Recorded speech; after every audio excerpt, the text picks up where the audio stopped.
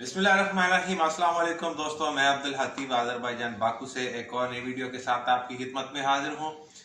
काफ़ी सारे दोस्त मुझसे पूछते हैं कि हम स्टूडेंट वीज़ा पे यहाँ पे आना चाहते हैं और क्या हम स्टूडेंट वीज़ा और स्टूडेंट टीआरसी जो है उस पर यहाँ पे काम कर सकते हैं या नहीं कर सकते। इंशाल्लाह इस वीडियो में मैं आपको डिटेल के साथ समझाऊँगा और बताऊँगा कि आपको स्टूडेंट वीज़ा कैसे लेना है, स्टूडेंट टीआरसी कैसे लेनी है और क्या आप उस पर जो है यहाँ पर काम कर सकते हैं या नहीं। अगर आपको वीडियो पसंद आए तो मेरे चैनल को सब्सक्राइब ज़रूर कीजिएगा। मज़ीद भी दोस्तों के साथ शेयर करें ताकि उन तक भी ये मालूमात पहुँच सके। सबसे पहले तो आप पाकिस्तान से जब आएंगे तो आपको चाहिए यहाँ का एक अप्रूवल लेटर यूनिवर्सिटी से कि आपका यहाँ पे एडमिशन ऑलरेडी आपको, क्योंकि आपको पता होना चाहिए कि आपका एडमिशन यहाँ पे हो जाएगा, ठीक है। जस्ट वीज़ा नहीं, स्टडी वीज़ा जो है वो तो नॉर्मली ई वीज़ा होता है, जैसे यहाँ का अज़रबैजान के वीज़े हैं ई वीज़े नॉर्मली 3 दिन में निकल आते हैं, ठीक है। तो आपने एजुकेशन का वीज़ा ले लेना है सबसे पहले। लेकिन वीज़े के साथ आपको ये पता होना चाहिए कि यहाँ पर मेरा एडमिशन होगा या नहीं होगा, ठीक है।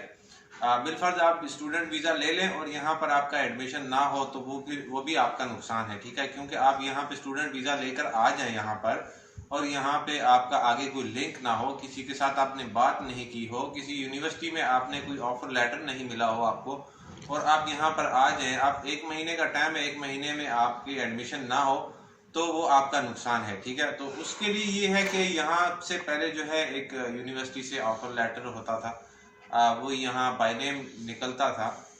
लेकिन अभी मौजूदा टाइम में जो है इन्होंने दाखिले जो है वो क्लोज किए हुए हैं। ये जून तक जो है, नेक्स्ट मंथ तक जो है दाखिले क्लोज हैं। लेकिन एक सूरत में यहाँ पे दाखिला मिलता है यूनिवर्सिटी में, ठीक है। उसका हल ये है कि वो बंदा यहाँ पर मौजूद हो, ठीक है।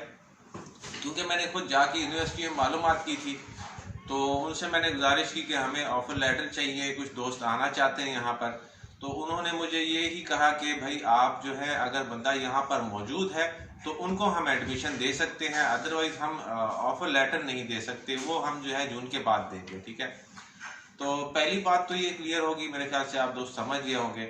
और दूसरी बात जो रह गई, जिस मकसद के लिए ज़्यादातर लोग आते हैं यहाँ पर काम करने के लिए और उनके जहन में ये होता है कि हमने स्टूडेंट टीआरसी ले लेनी है और उस पर हमने कोई बिजनेस करना है, ठीक है। तो स्टूडेंट टीआरसी पे मैंने यहाँ पर जो देखा है, जितने लोगों को देखा है जिन लोगों के पास स्टूडेंट टीआरसी है और जिन्होंने यहाँ पर काम किए हैं उस पर, ठीक है।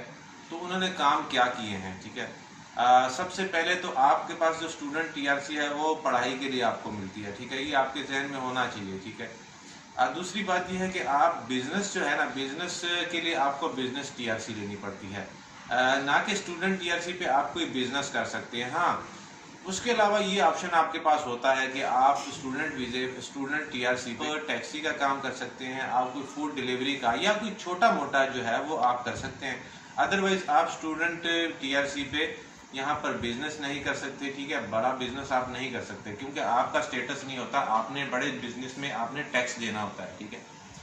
तो उससे टीआरसी का टैक्स नहीं होता, ठीक है, क्योंकि आपकी एजुकेशन की टीआरसी होती है।